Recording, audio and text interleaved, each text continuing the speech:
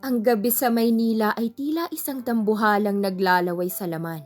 Sa loob ng Midnight Social Entertainment Club, ang hangin ay malapot sa amoy ng mamahaling tabako at halimuyak ng alak na sapat na ang halaga para buhayin ng isang pamilya ng isang buwan. Doon sa gitna ng entablado, ako si Kla. Sa tuwing tumatapak ako sa gitna ng entablado, ang unang nararamdaman ko ay ang lamig ng aircon na humahalik sa aking hubad na balat. Kasunod ang nakakasilaw ng mga kulay ng neon lights, asul, lila at rosas na tila bumabalot sa akin upang itago ang aking mga pasa sa loob. Ang bawat indayog ng aking balakang, ang bawat kumpas ng aking mga kamay ay isang tula. Ngunit hindi ito tula ng pag-ibig. Ito ay tula ng kawalan ng pag-asa. Sabi nila, ang bawat tao sa mundong to ay may presyo. Bulong ko sa sarili ko habang tinititigan ang sariling refleksyon sa malaking salamin ng dressing room. Ang makeup ko ay makapal, sapat para itago ang pamumugto ng aking mga mata dahil sa puyat at iyak.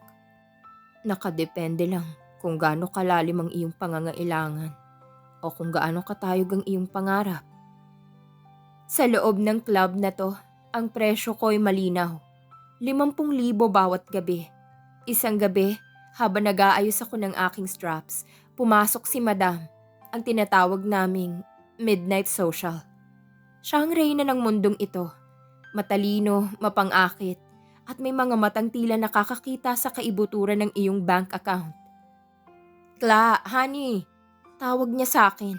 Ramdam ko ang lamig ng kanyang mga daliring puno ng dambuhalang brilyante nang hawakan niya ang aking balikat.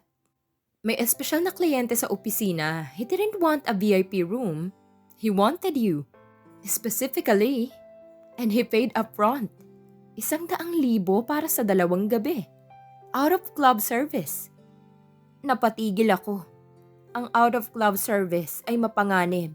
Ibig sabihin lalabas ako sa teritoryo ng mga bouncer. Madam, alam niyong rules ko. Hindi ako lumalabas. He's different, Kla. He's powerful. He even offered me a deal that I couldn't refuse. Isang jewelry branch sa Quezon City. Ngumiti siya. Isang ngiting punong-puno ng pagkagahaman. Don't mess this up. This man is your golden ticket out of this world. Kinaladkad ko ang aking mga paa patungo sa opisina. Pakiramdam ko ay may invisible na kadenang nakagapo sa aking mga sakong. Habang papalapit ako sa pintong gawa sa mahogany, narinig kong isang boses mula sa loob. Malalim, baritono. Pamilyar na tila isang multong bumabalik mula sa aking nakaraan. Nang buksan kong pinto, bumungad sa akin ang isang lalaking nakaupo sa swivel chair. Nakayuko siya. Tila may masusing pinipirmahan sa ilalim ng desk lamp. Ang bawat paghinga ko ay tila naririnig sa katahimikan ng silid. Hi, alanganin kong bati. Nang mag-angat siya ng muka, parang tumigil ang mundo ko sa pag-ikot. Napalunok ako ng malalim. Siya ito, ang lalaking tumulong sa akin 2 gabi nang nakalilipas sa madilim na parking lot nang tangkain akong bastusin ng isang lasing na customer. Ang lalaking nagpakilalang Jay. Pero sa ilalim ng maliwanag na ilaw ng opisina, mas malinaw ang bawat anggulo ng kanyang muka. Ang matalas na panga na tila inukit mula sa bato. Ang matangos na ilong at ang mga mata. Ang mga mata na minsan ko nang sinamba at kinatakutan 5 taon nang nakalipas. Ikaw? Halos pabulong kong sabi. Claire Reyes, sambit niya. Kala ang itawag mo sa akin dahil ang tunay kong pangalan na Claire Reyes ay matagal ko nang ibinaon sa limot, kasabay ng aking dangal. Dahan-dahan siyang tumayo. Hinubad niya ang kanyang mamahaling suit jacket at isinampay ito sa likod ng upuan. Nirelax niya ang kanyang kurbata at binuksan ang unang 3 botones ng kanyang polo, dahilan para lumabas ang matitigas na muscle ng kanyang dibdib na tila gawa sa marmol. You look surprised, sabi niya habang nagsasali ng juice sa isang kristal na baso. Inabot niya ito sa akin. Uminom ka muna. Bakit mo to ginagawa, Johnny? Direkta kong tanong. Hindi na ako nagpaligoy-ligoy. Alam ko na kung sino siya. Si Johnny Cruz, ang lalaking dapat ay pakakasalan ko para isalbang negosyo ni Uncle Dave. Ngunit tinanggihan ako sa harap ng maraming tao at tinawag na bratty child. I missed your dance last night. Sabi niya, binabaliwala ang tanong ko. Binayaran kita, pero pinatulog lang kita sa tabi ko habang nagtatrabaho ako. Do you think I'm that desperate for a dance? No, I wanted you to rest. Nagsayang ka ng pera para lang patulugin ako? Anong laro to? Galit kong tanong. Hindi ito laro, Claire. Ito ay isang investment. Lumapit siya sa akin.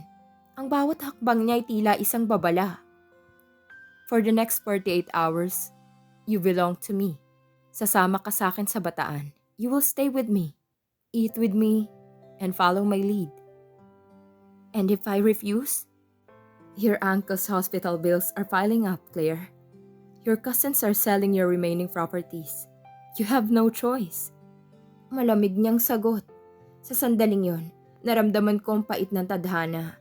Ang lalaking sumira sa akin 5 taon nang nakalipas ay siya ring lalaking may hawak ng susi sa aking kaligtasan. Ngunit ang tanong na bumabagabag sa akin, kaligtasan ba ang hatid niya? O isa lang ba akong kasangkapan para sa kanyang paghihiganti? Pack your things, Claire. We're leaving tonight. Huli niyang sabi, bago niya ako tinalikuran. Naiwan akong nakatayo sa gitna ng usok at neon lights, handang sumabak sa isang bagong uri ng pagsubok. Ang itim na Ford Mustang ni Johnny ay tila isang anino na humahati sa dilim ng North Luzon Expressway. Sa loob ng sasakyan, ang tanging tunog ay ang mahinang ugong ng makina at ang tibok ng aking puso na tila nakikipagkarera sa bilis ng aming takbo. Ang aircon ay malamig, ngunit ang tensyon sa pagitan namin dalawa ay sapat na para magliyab ang paligid. Sulyap sa gilid ng aking mga mata, pinagmasdan ko si Johnny. Ang kanyang mga kamay ay mahigpit na nakahawak sa manibela. Ang mga ugat sa kanyang braso ay bakas na bakas, isang tanda ng kapangyarihan at kontrol. 5 taon ko siyang hindi nakita mula ng gabing yon sa mansyon ng mga Reyes, kung saan tinanggihan niya ang aming kasunduan. Noon payat pa siya, rebelde, puno ng galit sa mundo. Ngayon siya ay isang lalaking ganap na, isang bilyonaryong may otoridad na tila kaya niyang bilhin ang buong mundo. Kasama na ako. Bakit Bataan? Basag ko sa katahimikan. Hindi ko na matiis ang bigat ng hangin. Doon tayo masosolo. Maikli niyang sagot nang hindi inaalis ang tingin sa kalsada. Masosolo para saan, Johnny? Para ipamukha sa akin na talo ako?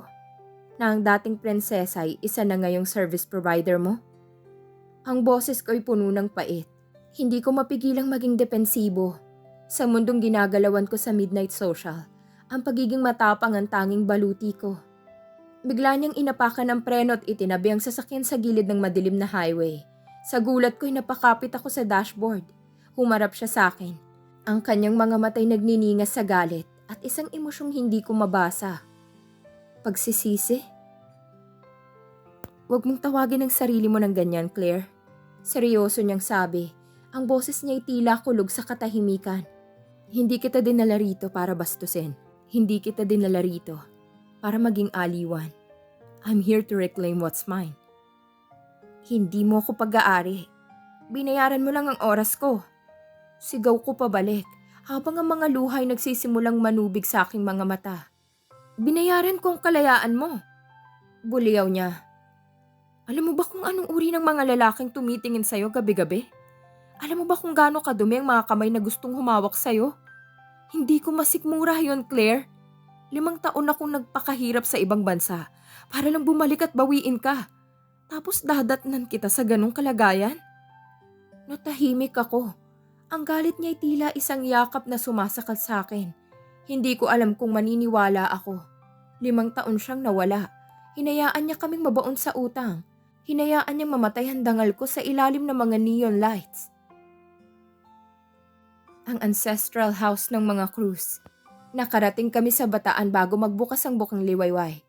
Ang ancestral house ng mga Cruz ay isang tambuhalang estruktura ng kahoy at bato na nakaharap sa dagat Ang bawat sulok nito ay amoy kasaysayan at luma, ngunit napaka-prestihiyoso. Dito ka muna sa silid na to. Turo niya sa isang malaking kwarto sa ikalawang palapag. Ang kamay may 4 na poste na babalot ng kulay puting seda. Pagod na pagod ako. Hindi lang pagod ng katawan, kundi pagod ng kaluluwa. Pagkalapag ko ng gamit, hindi ko na namalayan na nakatulog ako. Sa isang panaginip, bumalik ako sa midnight social. Naririnig kong sigawan ng mga lalaki, ang amoy ng alak at ang kamay ni Madam na itinutulak ako sa entablado. Ngunit sa gitna ng kadiliman, may isang mainit na kamay na humahawak sa akin. Nagising ako nang maramdaman kong isang presensya sa tabi ko. Si Johnny, nakaupo siya sa gilid ng kama. Pinagmamasdan ako habang natutulog. Ang kanyang kamay ay muntik nang humaplo sa aking pisngi. Ngunit agad niyang binawi nang makitang dilat na ako. Naghanda ako ng almusal. Sabi niya, sabay iwas ng tingin. Bumaba ka na pagkatapos mong mag-ayos. Sa hapagkainan, ang pagkain ay napakarami. Sariwang isda, sinangag at mainit na tsokolate. Ngunit bago pa man ako makasubo, bumukas ang pinto ng mansyon. Isang babaeng nakasuot ng mamahaling puting dress ang pumasok. Si Lori. "Jay! Oh my God! You're here!" Tili ni Lori, sabay yakap kay Johnny. Ang kanyang mga matay agad na dumapo sa akin.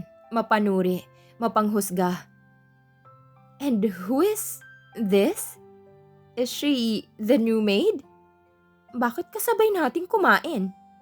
Ramdam kong pag-akyat ng dugo sa aking muka. Ang kahihiyan ay tila isang malapot na putik. "She's my fiancée, Lori. Claire Reyes." Matigas na sabi ni Johnny habang inilalagay ang kanyang kamay sa ibabaw ng kamay ko. Tumawa ng mapakla si Lori. "Fiancée? Jay, don't lie to me. I know where you found her. Isang dancer? Isang babaeng binabayaran para sa sandaling aliw? Seriously, Jay. Have you fallen that low?" Gusto kong magmura. Gusto kong tumayo at saksakin ng babaeng ito ng tinidor na hawak ko. Pero nanigas ako sa kinauupuan ko. Ang bawat salita ni Lori ay katotohanang masakit tanggapin. "Lori, leave," utos ni Johnny. "O baka gusto mong ipaalala ko sa'yo kung bakit kita iniwan noon." Umalis si Lori na nagdadabog. Ngunit bago siya lumabas, nag-iwan siya ng isang tingin na nagsasabing hindi pa tapos ang laban. Gabi na. Ang amoy ng dagat ay pumapasok sa bintana ng aking kwarto. Dahil sa sama ng loob sa mga sinabi ni Lori, nakita kong isang bote ng rum sa cabinet ni Johnny. Tinungga ko ito. Gusto kong mamanhid. Gusto kong kalimutan na ako si Claire na dati ay may pangarap. O sikla na sumasayaw para sa pera. Nang pumasok si Johnny para sana magpaliwanag, naabutan niya akong nagsasayaw sa gitna ng dilim. Ang tugtog mula sa cellphone ko ay malakas. Hinubad ko ang aking robe. Suot na lamang ang itim na lacy underwear na baon ko mula sa club. "Watch me, Johnny. Ito naman ang binayaran mo, di ba?" Sigaw ko habang tumatawa ng may kasamang hikbi. "Huwag kang magpanggap na fiancé ang tingin mo sa akin. Tingnan mo ako. Isa kang dancer. I'm dirty. I'm used." "Stop it, Claire." Sigaw niya. Sabay lapit sa akin para pigilan ako. "Bakit? Hindi ba to ang gusto mo? Itong ginagawa ko gabi-gabi para mabuhay. Don't you want to see the star of midnight social?" Patuloy ko sa pag-indak. Pilit na ipinapakita ang aking propesyon. Habang ang mga luha ay naglalawa sa aking pisngi. Hinila niyang mga braso ko at sa isang mabilis na galaw ay itinulak niya ako sa pader. Ang kanyang katawan ay nakadikit sa akin. Ramdam ko ang init at ang galit na nagmumula sa kanya. "Hindi ka madumi, Claire. Never. Never." Bulong niya. Ang kanyang mukha ay pulgada na lang ang layo sa akin. "Then why are we here? Bakit mo ako binili?" Hamon ko, hinahabol ang aking hininga. "Dahil mahal kita. Dahil 5 taon akong naging duwag.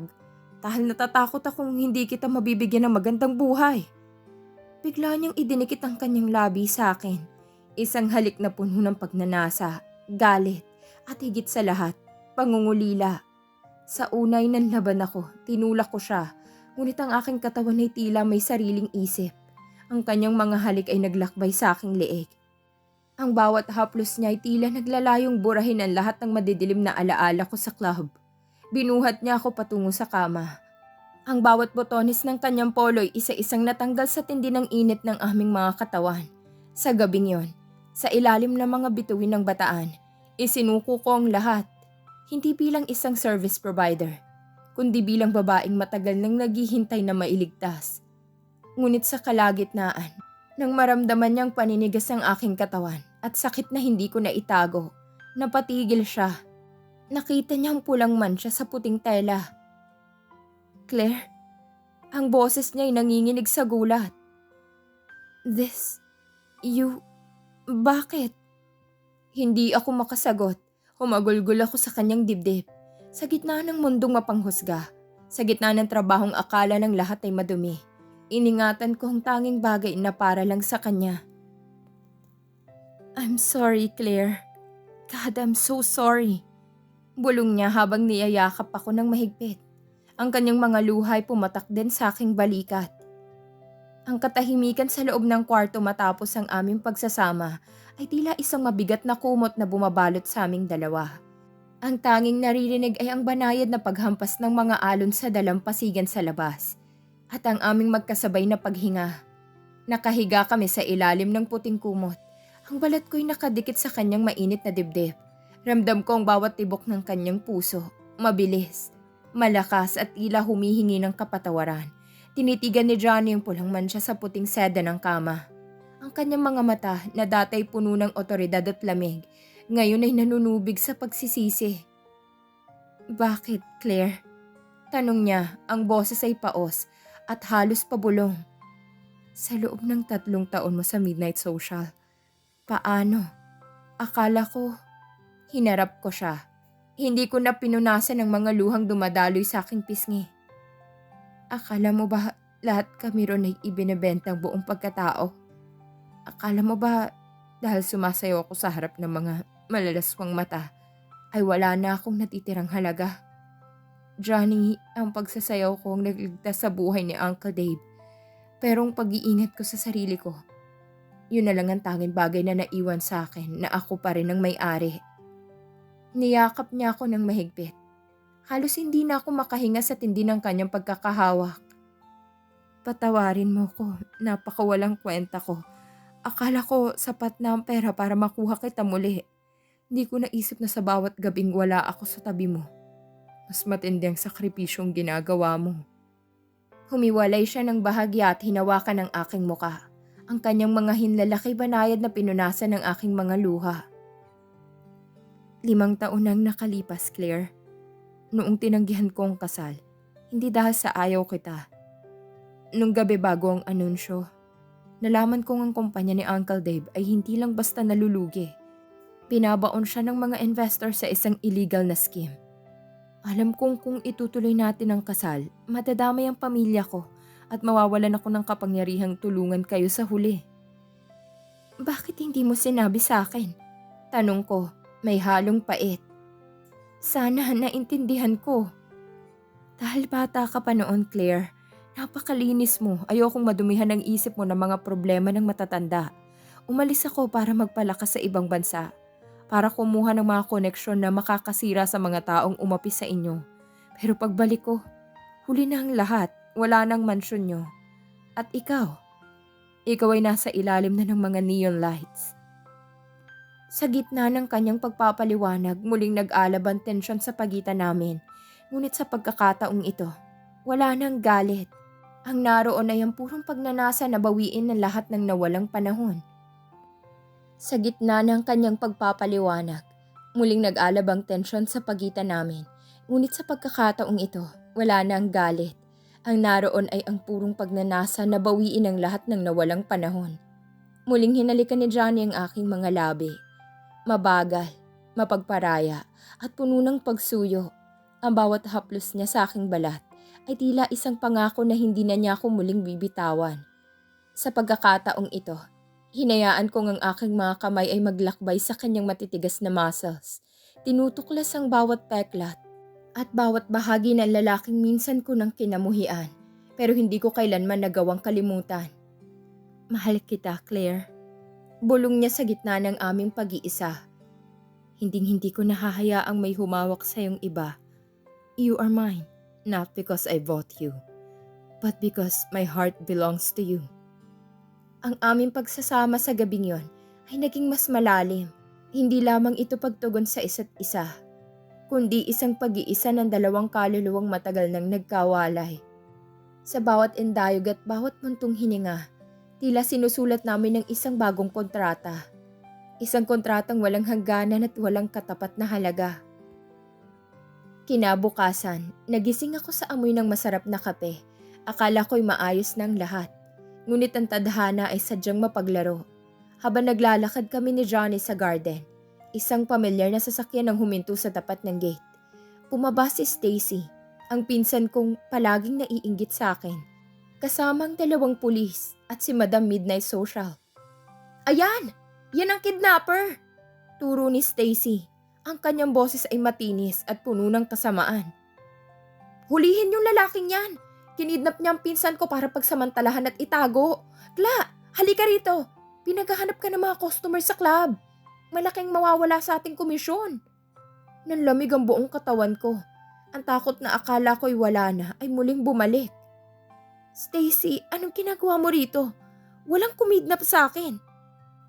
Huwag kang matakot, Kla. Alam kong tinatakot ka lang ng lalaking yan dahil sa pera niya. Sigaw ni Stacy habang pilit na pumapasok sa loob ng gate. Humakbang si Johnny sa harap ko. Tila isang dambuhalang pader na handang sumangga sa anumang bala. Ang kanyang muka ay naging kasing lamig ng yelo. Officer, there's no kidnapping here. Seryosong sabi ni Johnny habang inilalabas ang isang folder mula sa kanyang sasakyan. In fact, I am in the process of filing case against this woman, Stacy Reyes, for embezzlement and theft of her uncle pension fund. Namutla si Stacy. Anong sinasabi mo? I have the bank record, Stacy. Nalaman ko kung paano mo ibinenta si Claire sa Midnight Social, kapalit sa pambayad mo sa utang sa sugal. At nalaman ko rin kung paano mo unti-unting kinuha ang pondo para sa maintenance ni Uncle Dave. Pagpapatuloy ni Johnny, lumingon si Johnny kay Madam Midnight Social na nakatayo lang sa gilid at nanonood. At ikaw, Madam, alam nating dalawang totoo. I already bought Claire's contract for 10 million pesos that night through my lawyers. She is no longer your employee. She is my wife. Wife? Sabay-sabay na sigaw ni Stacy at ng mga pulis. Ipinakita ni Johnny ang isang dokumento, isang marriage license na may pirma ko. Noon ko lang naalala noong unang gabi sa opisina. Pinapirma niya ako sa napakaraming papel sa gitna ng aking kalasingan at pagkalito. You signed it, Claire. Bulong ni Johnny sa akin. May maliit na ngiti sa kanyang mga labi.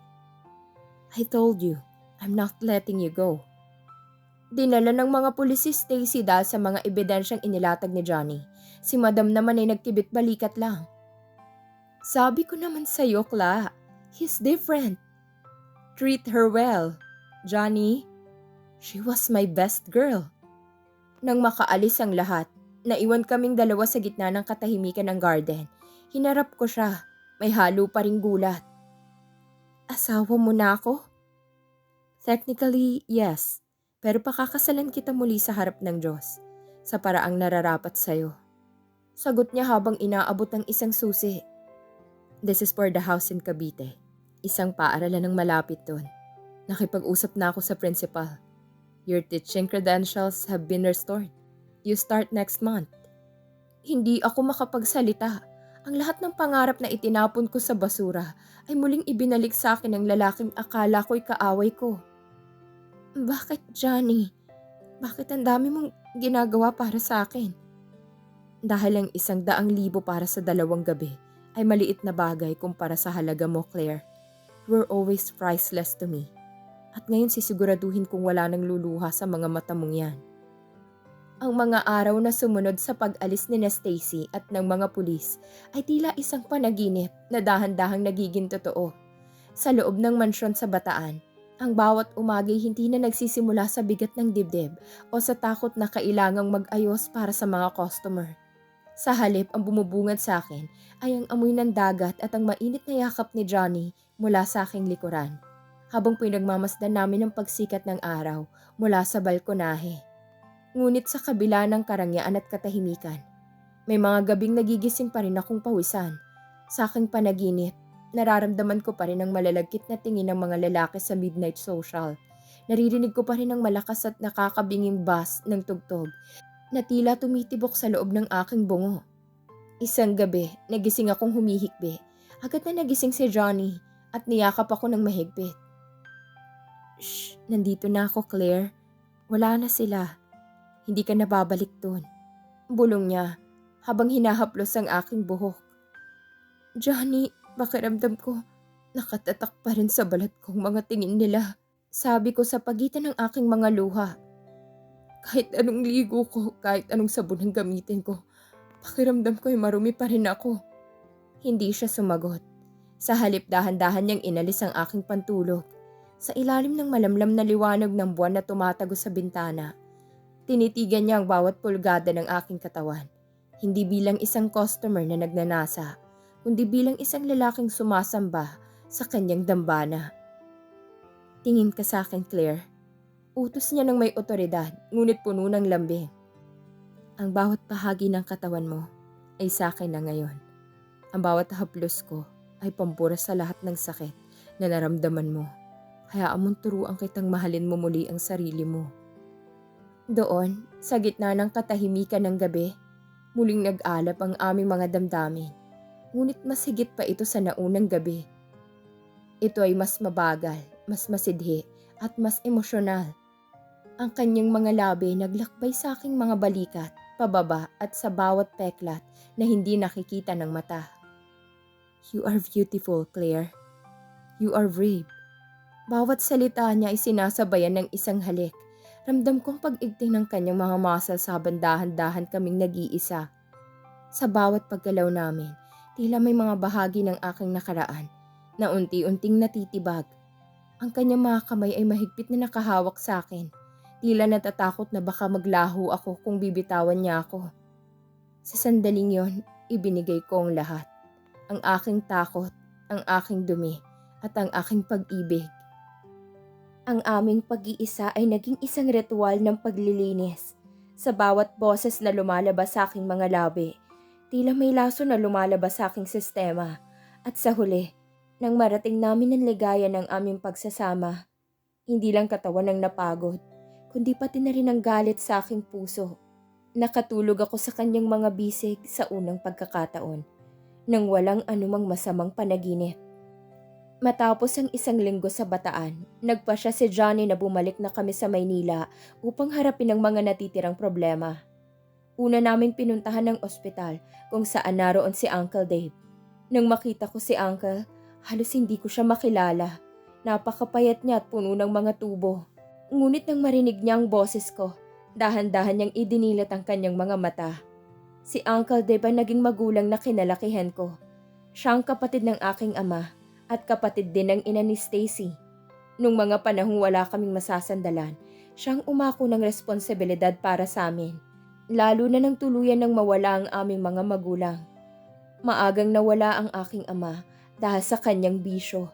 At kasabay ng pagkawala niya, parang bularing naglaho ang aking ina. Iniwan ako ng walang paalam at walang balikan. Sa murang edad, ako'y napunta sa pangangalaga ni Uncle Dave. Hindi na rin siya nakapag-asawa sapagkat ibinuhos niyang buong oras niya, buong buhay niya sa pagpapalaki sa amin at sa pagpapalago ng kanyang negosyo. Claire, anak, hirap niyang sabi.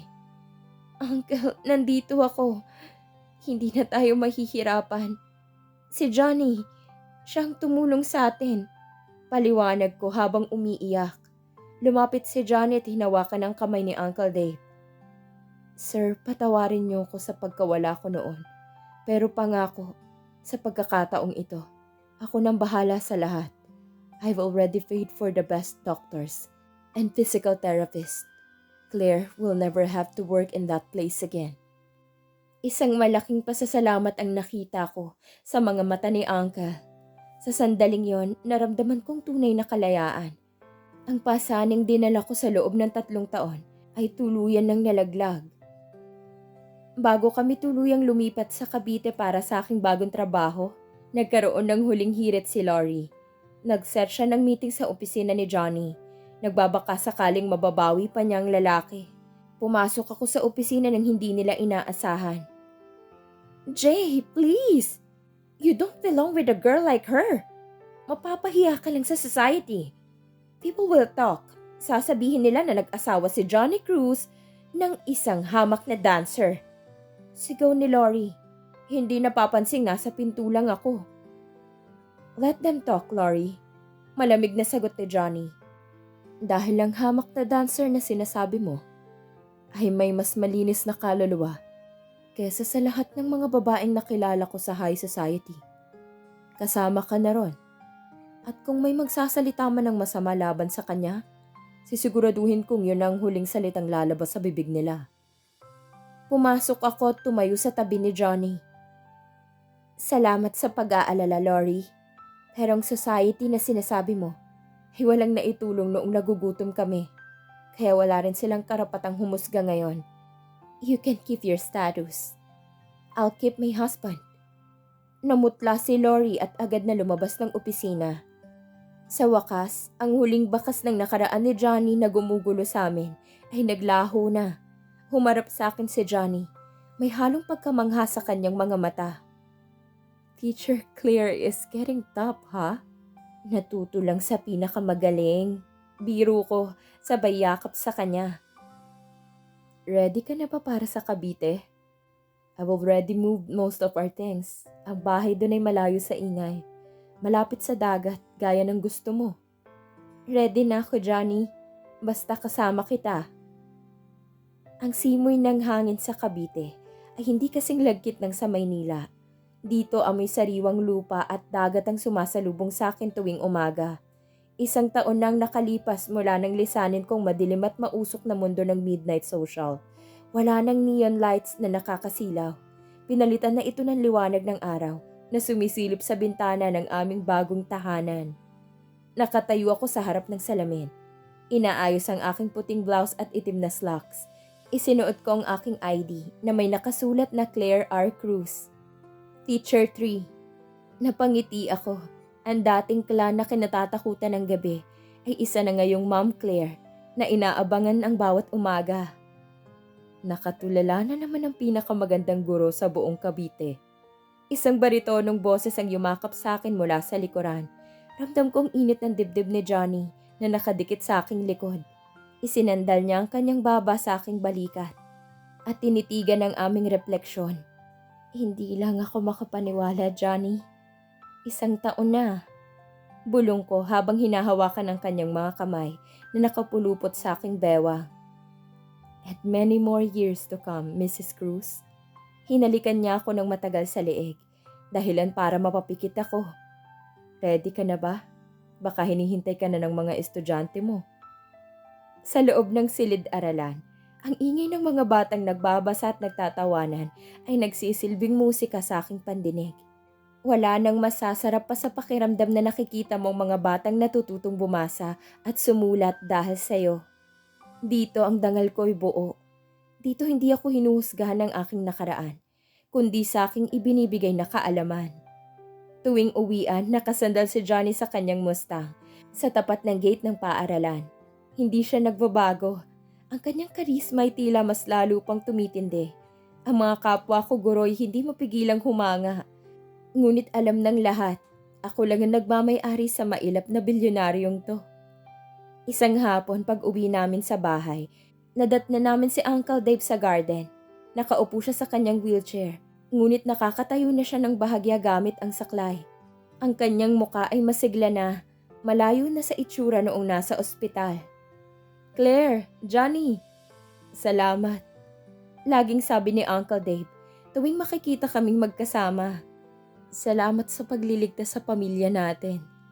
Isang gabi, pagkatapos ng isang espesyal na dinner para sa aming unang anibersaryo, dinala ko ni Johnny sa balkonahe.